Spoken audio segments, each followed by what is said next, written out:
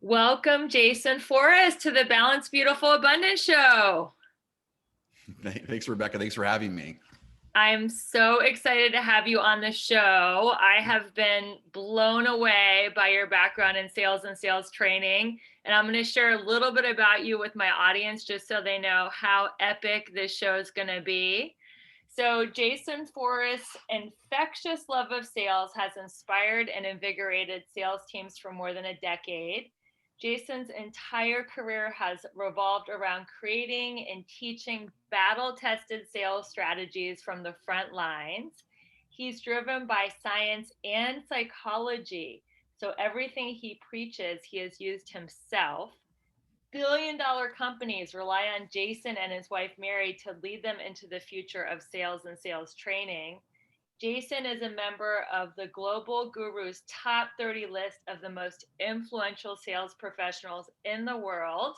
And Jason and his wife, Mary, lead the nation's fastest growing sales training company, a 3-time Inc. 5000 fastest growing private company. So, Jason, I'm so excited to have you on the show. Whoops. Lead the nation's fastest growing. So excited to have you on the show. And I want to ask you, how did you get into sales and sales training? Like, what was your journey? Sure. Yeah. So my simple story is that my father's owns the oldest jewelry store in North Dallas and Dallas Fort Worth. And so I grew up kind of selling diamonds, selling jewelry. My mom has been teaching public speaking and debate for 50 years now, about to retire after 50th year of debate and public speaking. And then my Sunday school teacher growing up was Zig Ziglar. And so I had that going for me. So it's a lot of influence, a lot of programming. I was very fortunate in the sense that we've always been a very positive selling environment, or positive selling family. You know, a lot of families, their parents tell them sales is more of a plan B career. If you can't do anything else, you should get in sales. But for me, it was always a plan A. It was always what I saw my family do, as far as the ability to persuade others to do something to get them what they truly want out of life. It's really what selling's all about. And so I was able to, watch my father do that when it comes to jewelry, when I watched my mother do that when it comes to teaching, college kids how to be better influencers, better speakers. And of course, Ziglar, when it comes to Sunday school, was pretty magical to watch him. That's magical. I had no idea that Zig Ziglar, one of the best sales trainers that ever lived, I think him and Jim Rohn are the top two in my opinion. He was your Sunday school teacher. So how does that even happen? I mean, obviously he didn't do it for the money. He was just wanting to give back and be of service by being a Sunday school teacher. Tell us about why Zig ended up being your Sunday school teacher. I mean, it's more just like luck of the draw, I guess, for me. I was going to my parents sent me to a church called Prestonwood Baptist Church, which is a big church in North Dallas. And Ziglar was a member there, and he had a class, had a Sunday school class. And I joke, because it's Sunday school, it sounds like it's like 10 people in it, but there's probably 100 people in this class, right? So, wow. So it's not like I had an intimate relationship with the guy, but as a young boy, I did see him every week, and he, not many kids want to go to Sunday school, but he was fun to watch. He made it very entertaining. He was a great storyteller, great influencer, great persuader, had lots of great energy, so it was, sometimes I wouldn't go to the main service, but I would just, I'll go to church if I can go see Zig, but I'm not going to the main service. So, that is really cool. I love that. So I know it's so funny because my avatar is elegant warrior. Yours is sales warrior. So we both have that in common. So what does a sales warrior mindset mean to you? Well, I love that you are identifying as a warrior as well, because, a lot of people, they have a negative charge to the whole warrior concept. Mm-hmm. It's an interesting thing. They have a negative leash that we can talk about how to dissolve that, but they have a negative leash. And so I have to kind of reframe that for people. And the first thing I say is, well, first of all, we all have a warrior archetype in us. Mm-hmm. So any human being that's ever overcome any sort of adversity, overcome a setback, a failure, a divorce, being brokenhearted, a mother that's birthed a child. I mean, we all have a warrior in us. And so the idea of the warrior is to just dial in kind of the best version of us, that first responder, that frontline defender. And then from a selling perspective, I always say there's 4 different types of salespeople out there. So the bottom level is really a follower type of salesperson, and they're very passive, a lot of fear, a lot of insecurity, and they're just kind of always waiting on the customer to tell them what to do. Then right above that, the majority of salespeople lie. That's what we call a helper mentality. Their intention is very positive. They truly want to be a helper. However, they believe in their mind, the story they tell themselves is I need to earn the right to help someone, or if someone wants my help, they're going to ask for it. And so they don't ever lead, they don't ever insert their help on anyone. So then that's usually majority of salespeople out there. And then right above that is a leader. And a leader is a person you follow to a place you wouldn't go on your own. So it's a person who takes the lead in the process. They immediately, ask the right questions and take them through the sales process. But the difference between a leader and a warrior, which is the final level, is a warrior is the ultimate protector. So a warrior is someone that their whole goal is, I want to protect the customer from themselves. I want to protect the customer from spending less and getting less. I want to protect the customer from the competition who will be manipulating them or conning the customer into spending less and getting less, or things that aren't necessarily the right things for them. And so they're a protector of the customer's best interest. They're also a protector of their company's brand. So that's the difference, is just that slight edge. The warrior is, everyone can be a warrior. As far as the percentage of warriors out there, it's about probably 5 to 10% are the actual warriors that are out there, but everyone's capable of it. And so our job at FPG is to help people find that warrior within them in 3 areas: their process, their mindset, and their language. To me, warrior means being fierce, like taking a fierce, powerful stand for what you believe in. 100%. Yeah. And not allowing, I always say, one of the beliefs, we actually have 15 corresponding beliefs of warrior selling and our overall philosophy of warrior selling, but one of the beliefs of a warrior is that I'm going to sell as if I'm permanently dead. And I know that sounds like a weird statement, but it actually comes from the samurai. So the samurai, one of the samurai codes was to live their life as if they're permanently dead, to go to battle as if they're permanently dead, because they knew that the greatest honor for them was to give their life in servitude for their Lord, for their honor, for their service, right? And so if they were to die in battle, that was okay. Well, the concept around that is, the reason why the samurai were so fierce is because the people they were fighting against did not want to die. They didn't believe in it that much. So you're fighting the samurai who they're there to leave it all on the field and go, I'm fighting for something that's bigger than myself. And they were fighting against people who didn't really believe in that, right? And so to me, I always say you need to sell as if you're permanently dead. If you believe so much in your product and service as if you believe it's going to improve your customer's life and get them to move towards life improvement, move away from pain, then it's your perfect right to give everything you got. You're never going to talk to this person again. So make sure you've said your piece. And if they end up not going forward, well, that's on them. That's their life. That's their decision. But at least you don't have any regrets. So live your life with no regrets. So that leads me to the next question, because so many people that I've met are scared to be pushy salespeople. So what is the psychology of making someone want to buy versus pushing something at them? Sure. So I'm a master practitioner, and so is my wife, Mary Marshall Forrest, in Neuro-Linguistic Programming. So neuro stands for brain, linguistic stands for our speech patterns.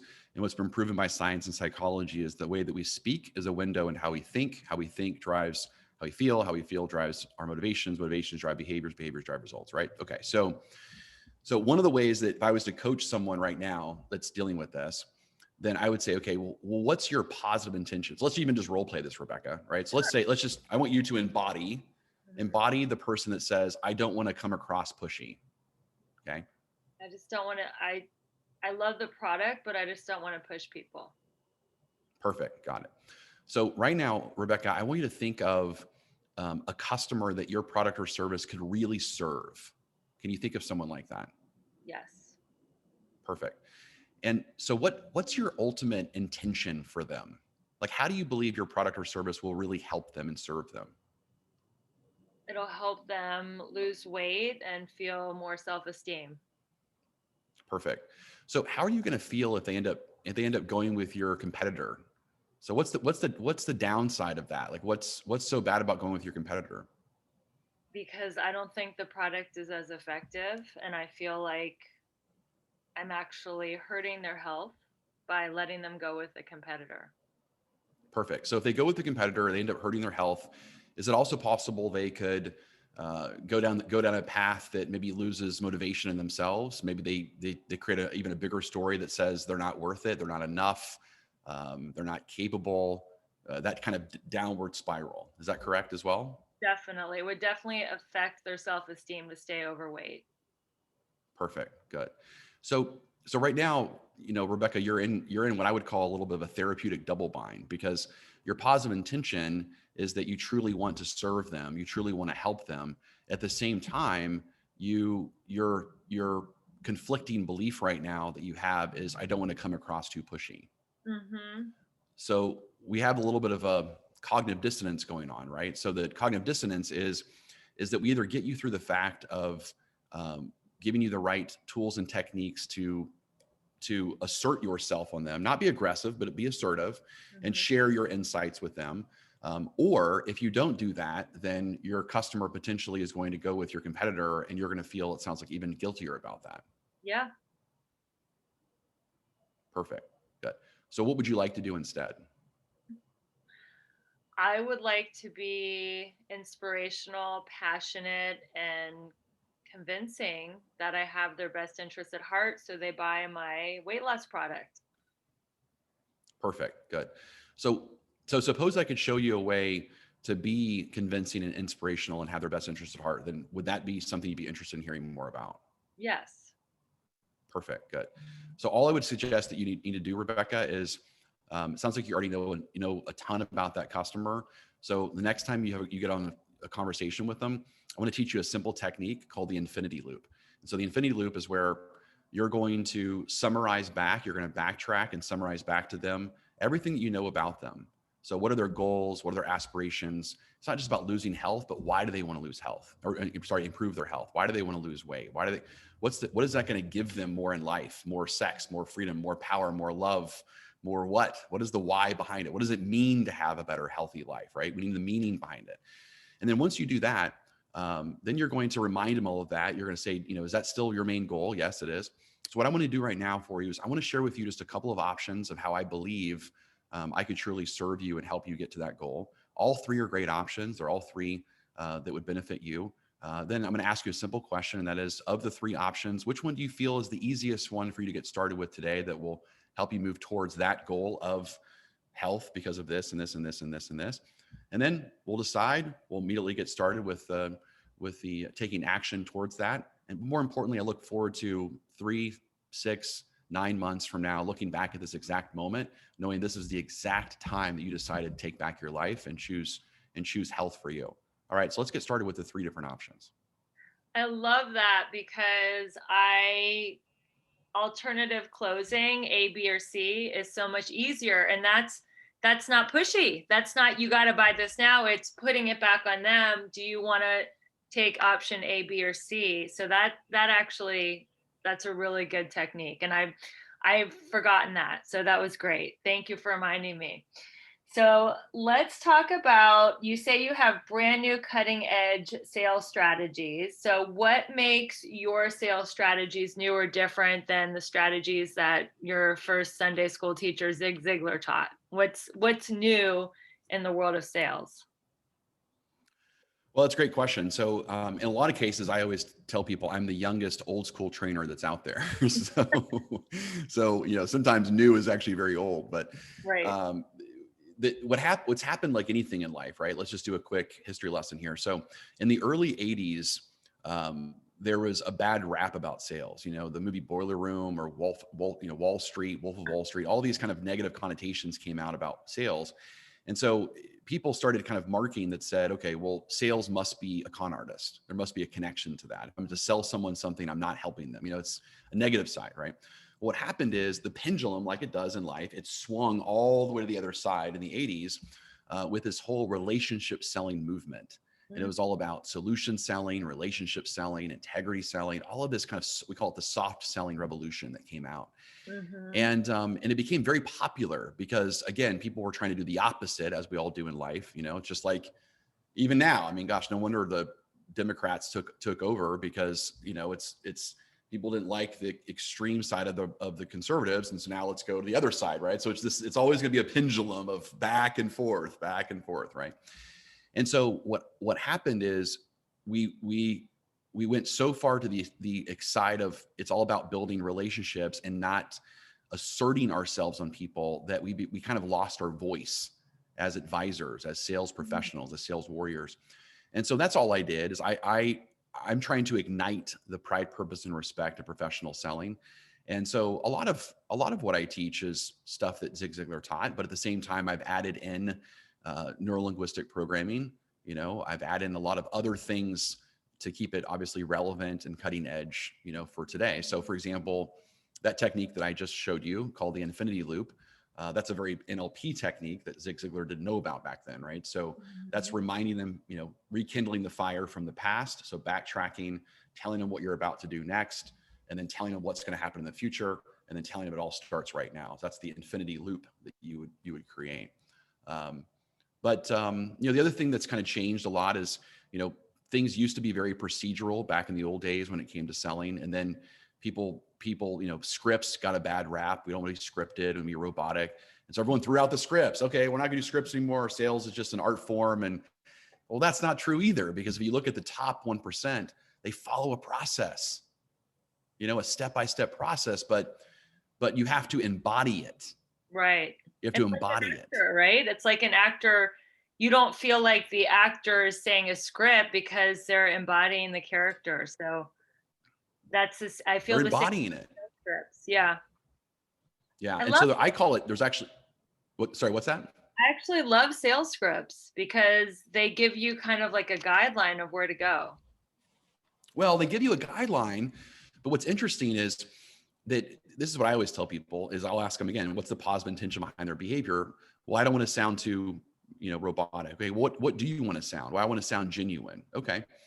Well, so you think that when you're selling now, you're sounding genuine? Yeah, of course, because it's me. Okay. Do you think, if I was to listen to your presentation, how similar is your presentation, like out of the last 10 conversations? Oh, it's probably 70% the same. Great. So you're following a script right now. Mm-hmm. It's just, it might not be the most effective one. Yeah, exactly. So I'm just going to give you a more effective one, and then you're going to embody that one and make it your own, and your own flavor, your own voice. But if you could say things that are more influential and more persuasive, that would benefit you and benefit the customer and benefit your family, what would stop you from doing that? Exactly.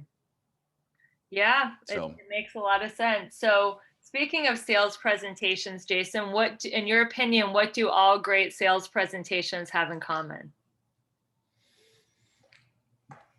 That's a great question. So obviously, number one, they follow a process. Number two, and we have a process called the 5-4-3. So it's 5 steps to understand the customer's mission, to improve their life on a functional, emotional level. That's 4 steps to present solutions, 3 steps to resolve the sale. So that's our process. You already saw some of it towards the end, because you said the 3 option close there at the end, which is part of our process at the end. But so I would say, they follow a process. The second thing is that it's an equal balance of questions and statements. Interesting.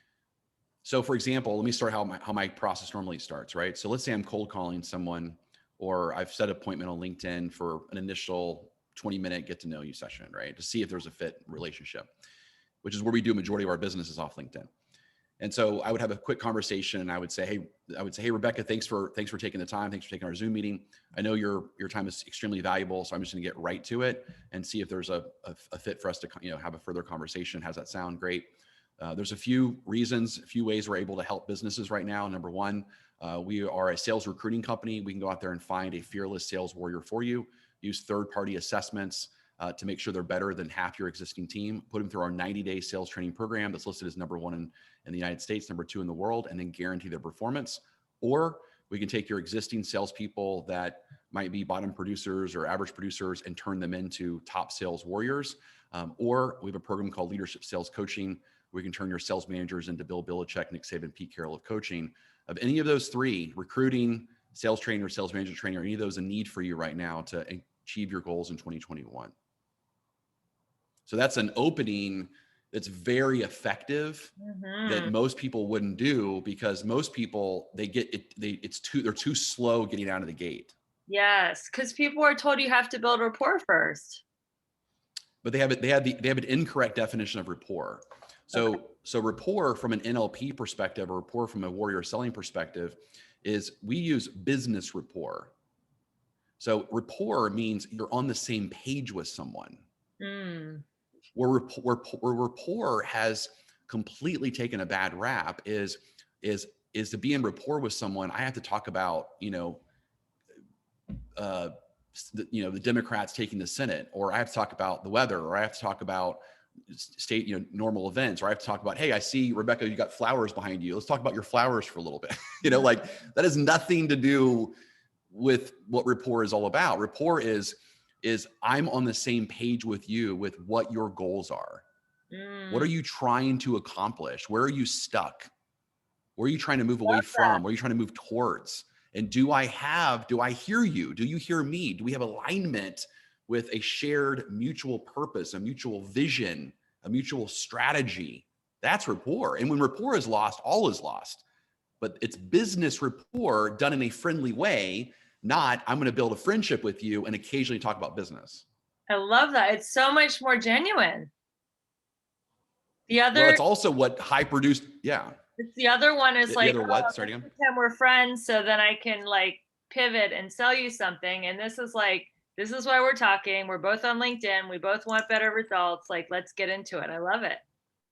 Yeah. And it's funny. I mean, I'll tell you, here's the thing, is people go, well, it seems like it's a little abrupt, a little fast. And I go, well, I'll tell you right now, I've never met a successful person that has time to talk about friendship stuff. Like, I mean, I'm telling you right now, if salespeople call on me or they schedule an appointment for me and they waste the first 5 minutes of my time talking about my New Year's plans, like what I did for New Year's Eve and what was going on, I just tell them, I said, look, you better get to it because I don't have time for this. Right. Like, do you tell me what you're offering? Tell me if you have your product for me. Tell me what your pitch is. And I need to know, because I got a goal. I mean, we want to triple our business in the next 12 months. And can you help me get there? And if you can, then keep talking. If you can't, then I don't have time for that. Yeah, I love that. So my next question is, are all great salespeople great leaders, in your opinion? Well, it depends on how you look at it, right? So in order to be a great leader, you have to first be able to lead yourself. So I call it the levels of leadership. So first you have to lead yourself, then you have to be able to lead one other, and then you have to be able to lead a team, and then lead a division, and then lead a company, and then lead, a country, and then lead at the empire, right? And then you're Kanye West and you say you're God, right? So, but that's a whole different game, but so a lot of people are put into leadership and they've never led one other person. Right. And they're not even really consciously competent about how they're even leading themselves. It's funny. I used to sell cars, believe it or not. I sold Ford cars in Jacksonville, Florida. And the top producer was actually the most disorganized crackhead I've ever met in my life, but he was just good at sales. So he could have never in a million years led anyone but himself, but he was, making 20 grand a month selling Ford cars, which is pretty good in the mid 90s. So how do you explain that based on what you just said? He didn't get to the next level. He was only good at leading himself, and not really even himself because he was a drug addict. Like, it was always so confusing to me how he could be like a top producing salesperson selling cars and having like such a messed up life. I mean, I see it. I mean, I don't think it's that confusing if we think about it, because everyone's doing the best they can with the resources they have, right? So in his case, I mean, he's like an absent-minded professor, right? So he's really, really good at one thing, and he's got a lot of stability, and he's created procedures. That's all life is a bunch of procedures, right? Yeah. So he's created a procedure to be successful in selling. He does not have a procedure when it came to maybe his marriage or his personal life or his health. He doesn't have a procedure for that. Yeah. And maybe he lacked the why, lacked the motivation to do those things, right? So because in order for a person to lead someone else, they have to first be able to be consciously aware of how they're leading themselves. Mm. And then they have to decide and say, you know what? I really feel like I've cracked the code on leading myself. And I feel like I could help other people crack the code on them leading themselves. Yes. Because that's what leadership is. That's the mistake people make. Is leadership is not, hey, Rebecca, I'm here to lead you. Mm-hmm. Leadership is, Rebecca, I'm here to help you figure out a way so that you could be self-sufficient. Right. I need to teach you how to lead yourself. That's leadership. Yeah. Management is, hey, Rebecca, tell me what you're doing the rest of the day.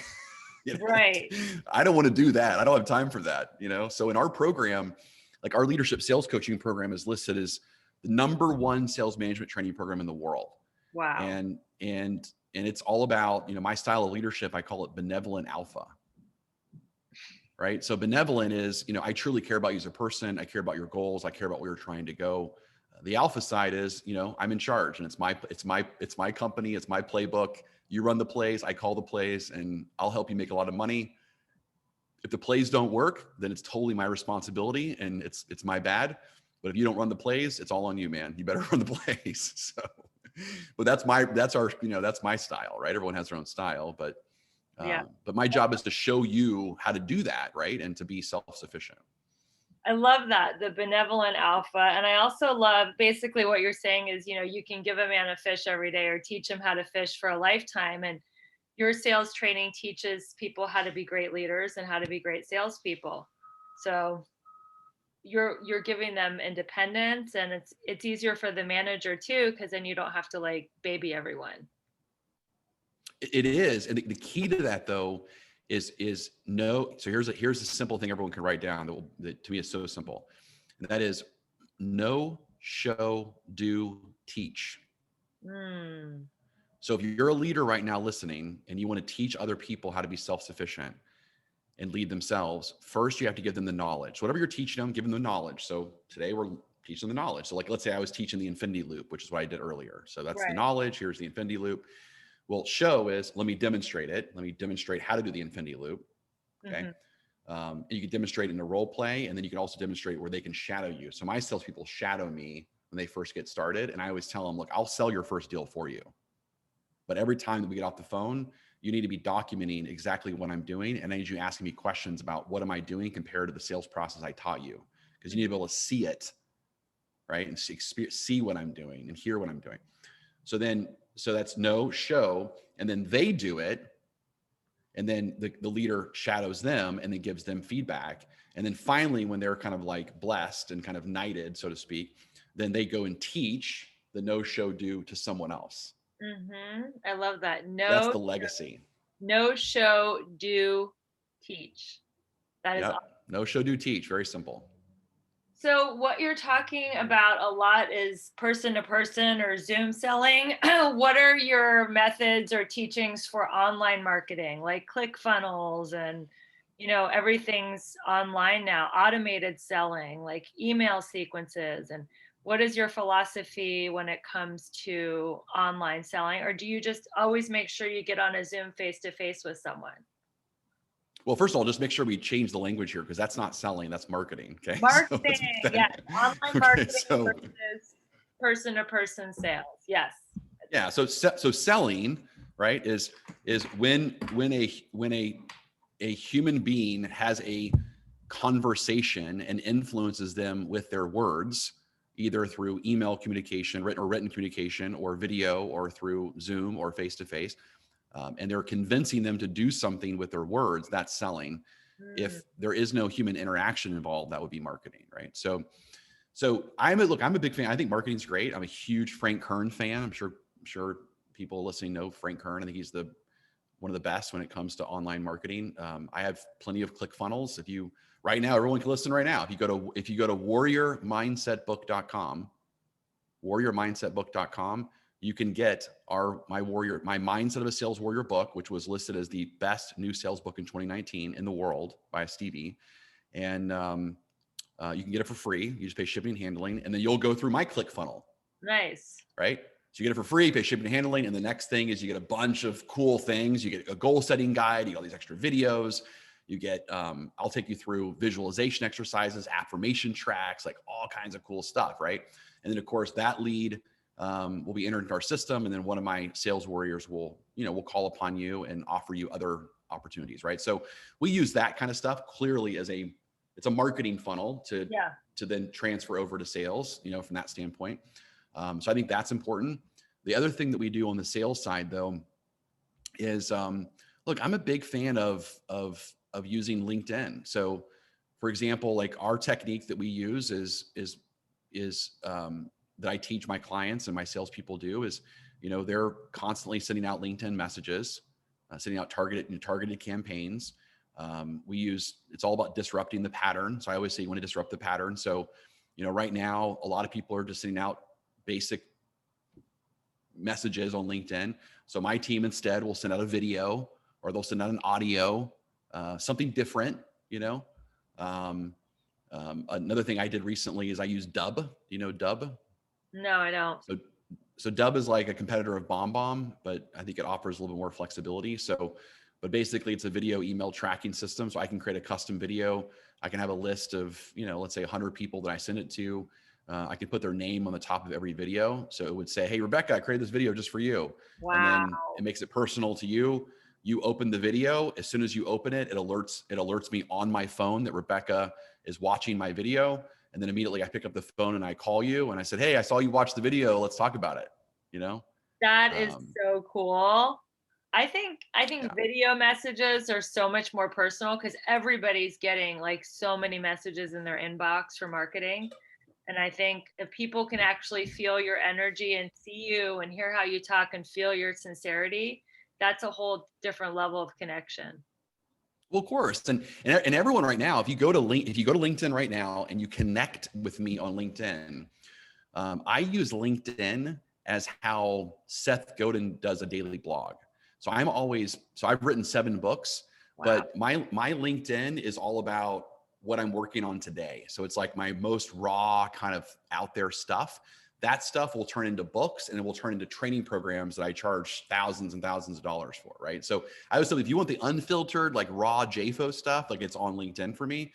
But if you go the JFO stuff, if you go there right now, what's that? Is that your rap name?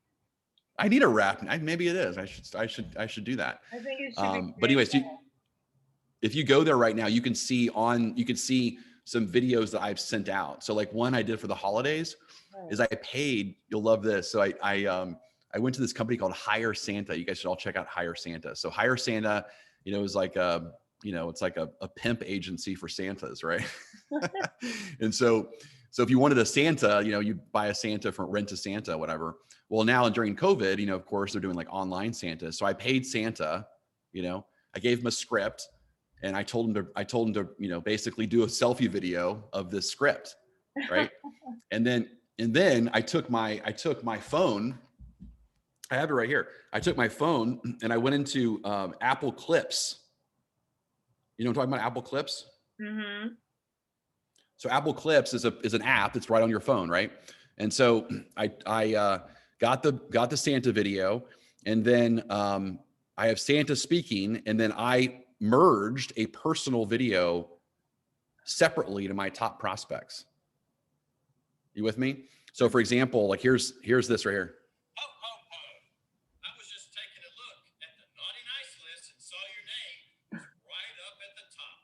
I couldn't help but wonder what led you to claim the top spot and had to check twice. When I saw the work you're doing to transform people's lives, you have Santa's seal of approval. That is well deserved. As one of my members of my nice list, how wonderful it would be to treat yourself to a gift this year. The greatest gift of all, to increase your sales in 2021. Ho, ho, ho. Merry Christmas. Great.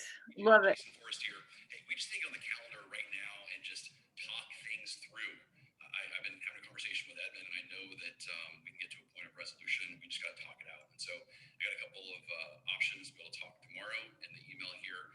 And so let's get something scheduled. Or again, I have my calendar link. We can obviously just schedule something around my calendar, but let's just get on the phone. Let's talk it through. And I look forward to an amazing partnership in 2021. And it starts now. So let's talk. No. So so yeah. So I took like, I don't know, I probably had, I don't know, maybe 100 top prospects, you know, Wow. and I did a video for so I had the first one that Santa did, right? Yeah. And then I just created a separate personalized selfie video for each and every single one of them that were my top 100 prospects. Wow. And then embedded it into Dub. And then it says, and so right down below, my calendar link is right in this video. So right below, my calendar link's connected. So they just put themselves right on my calendar to have the next conversation. That is some next level stuff. That's incredible. Wow.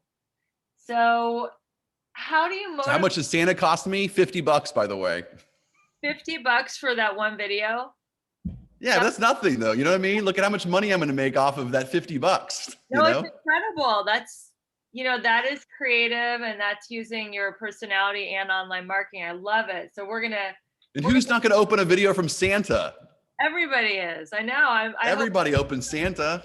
I hope I get one this year. So, Jason, how do you motivate your salespeople who are in a slump? Wow, great question. Okay, so in the Mindset of a Sales Warrior book, there's actually 42 strategies in that book. So 42 different strategies in that book on how to remove the self-image, stories, reluctances, and rules that hold us back from earning what we're truly worth. Okay, so that's that, right? And so I definitely think everyone should, check out the book, and you can see all kinds of different coaching techniques that you can do. But I'll give you a simple technique. This is really simple. So again, I want you to, why don't you embody, we'll just role play this and have fun with this for a second. Okay. So you just act as you're just going to, Rebecca, you're going to be in a slump right now. So all of a sudden you're in a slump. Okay. I'm in a slump. Yeah, I can't make the sales that I used to make. I'm having bad luck. Perfect. All right. So Rebecca, hey, so I'm going to take you back on a journey right now because, you've been one of my absolute top producers. And so right now I want you to think about, what month was it when you were just like on freaking fire? What month was that? When was that again? Was it like October? Like October. Perfect. Good. And so in October, let's talk through that. What specifically, let's go through just right now. What specifically were you doing in October? As far as your phone calls, how many contacts were you making? If you were to like even pull up your calendar right now, what would your calendar say in the month of October that you were doing? I was making like 30 calls a day. Good. You're making 30 calls a day. And then, and obviously there was stuff that you were doing probably in September that led to the success that you had in October. And so if we were to look in September, we would also see similar different activities that you were doing as well. Right. Mm-hmm. And then in addition to that, how about your health? Were you working out back then? Like what else were you doing kind of physically? What else was going on? I was working out. I was meditating. I was having my morning practice. Perfect. Good. So what I would basically do, Rebecca, right, if I had more time, is I would just keep going through and find the mental model or find the blueprint, the strategy, right? So I'd find the strategy of exactly what you did in the month of September or the month of July that led to the success that you had in October. When it came to activities, when it came to appointments, when it came to meditation, when it came to eating, when it came to who you hang around with, that when you came to work, when you left work, exactly what did you do, right? Success leaves clues. Mm-hmm. And then I would just say, great. So let's look back at your last 30 days prior to the slump that you've been in, and let's compare, what you did the last 30 days to compare to what you did the 30 days prior to October, and let's see what the difference is. Mm-hmm. It's good. And then you would say what? You would say it's completely different. Yeah, I stopped meditating. I stopped doing my morning practice. I made less calls. Yeah. That's good. So now why am I going down that path? Because the fastest way to get someone out of a slump is to help them realize that they're capable. They're capable of selling at a higher rate because they did it before. Mm-hmm. They're just choosing to not do the same things, that the same process pattern strategy that led them to the outcome of success. They're not doing those same things. And so the quickest way is to show them they are capable of doing it. They just need to do it. Mm-hmm. That's the fastest. Now, if there's other things, if there's more of a belief thing, then I can work with them on some deeper level belief exercises to get them out of that rut. And I can take people through hundreds of different practices to do that. But that's the fastest one, is just going back to a previous time in your life when you were successful. But also, Jason, there is, in my opinion, there's a numbers game involved in anything. I don't care if it's baseball, sales, dating. I mean, there is a numbers game involved. And I think for me, when I don't hit my numbers, when I don't get my sales goals, it is mindset ultimately, but you can't expect to like bat 300 every time, right? You have to give yourself a little bit of grace, because there's a numbers, like not everybody's going to say yes. So can you speak into that it's okay if people say no, and how not to take it internally and take it personally? Of course. So, so whenever I teach this concept to people, and I'll tell them, every time you talk to a customer, there's only a few different outcomes that could possibly happen. Okay. So one outcome is that you move the sale forward. That's one outcome, that, person agrees to have another conversation with you. They go from just looking to, I'm definitely doing something, but now I need to have another conversation to continue this dialogue. Right. Another outcome is that, they say, yeah, I'm moving forward. This is exactly what I want to do. A third outcome is they say, not yet. The timing's off.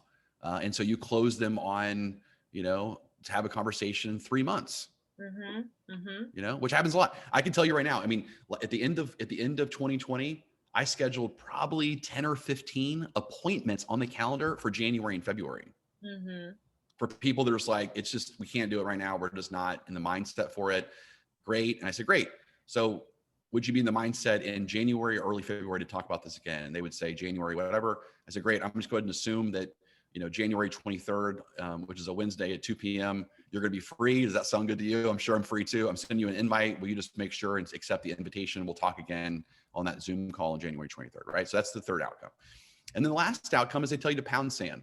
Right. Yeah. And so, I mean, I always tell people, look, it's all, so as long as you could be okay with that. Those are the outcomes, right? So, and if one of the outcomes they tell you to pound sand, well, all right, well, no big deal. You've said your piece, you've said everything you need to say. And if it's just not going to work, it's not going to work, Right. That's really good. So, I noticed that in your bio, it says you're a certified addiction prevention specialist. So how did you get into that? Are you a recovering addict? And how? You just go right to it. Huh? I'm a warrior, just like you. How do you prevent addiction? Because that's a powerful force right there. Yeah. Well, so it's kind of funny that I'm in that, right? So I've always been obsessed with how do I change behavior? That's always been my obsession, is how do I unleash people, specifically salespeople, from the stories, self-image, reluctance, and rules that are holding them back from earning what they truly worth. Like, how do I do that, right? Because I always say selling is easy. It's just the psychology that gets in the way. And so, I heard about this addiction certification called strategic intervention. And it was funny. I'm in this room and they all look around and they said, so I'm curious, what are you doing here? Because you're the only business coach that's in this room. Everyone else is, an addiction counselor. Yeah. And I said, well, if you can show me how to get a kid off crack, then I think I can translate that to how to get a salesperson off of needing more marketing, more incentives, more better leads, better CRMs, whatever. They're all addicted to something that they think is the answer, right? And so if I can learn that, then I think I can truly help people. And it actually worked. So it all comes, that system comes from Tony Robbins' 6 human needs psychology. Are you familiar with that? I love that. Yeah, let's go over that for listeners. What are the 6 human needs? This is good. Perfect. Okay. Yeah. So that's where it all roots from. So there's first you have the need of certainty. So I want to feel safe and secure. Then you have the need of variety. So I want fun, freedom, variety. Then you have the need of significance. I want to feel important, like I matter. Then you have the need of love and connection. I want to feel, connected and have love in my life, connected to other human beings. And then I want to feel growth, like I'm improving, and I want to feel contribution, like I'm making a difference in the world, right? So certainty, safety, security, variety, fun, freedom, significance, feel important, I matter, love and connection, connect to other people, love, valued, and then growth, feel like I'm improving, contribution, make a difference in the world. All right. So the way addiction counseling works is that when 3 or more of the 6 human needs are met by a certain vehicle, you become addicted. If all 6 human needs are connected, you become super addicted. Wow. So like we're addicted to all kinds of things, right? So, but one of the things that I teach is it possible that there could be good addictions and also bad addictions? So we always think of addiction as a bad thing, but I'm highly addicted to my wife.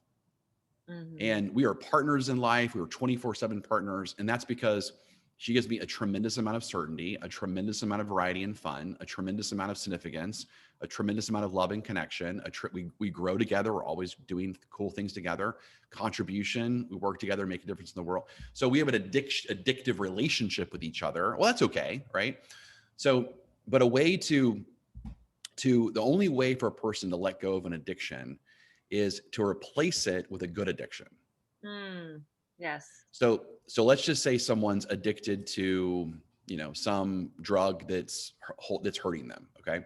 There's obviously plant-based medicine, which is really good. So let's just say there's a negative drug that's really hurting them. And so, okay, well, how is that drug giving them certainty? Well, it's making them feel safe and secure. They know exactly what to expect. Variety, it's giving them a difference, escape from life. Significance, that's one of the worst things, because if you call a druggie, you're actually making them feel better about it. So it's like if you call a bully, you're actually giving him a label and you're making him more of a bully. Wow.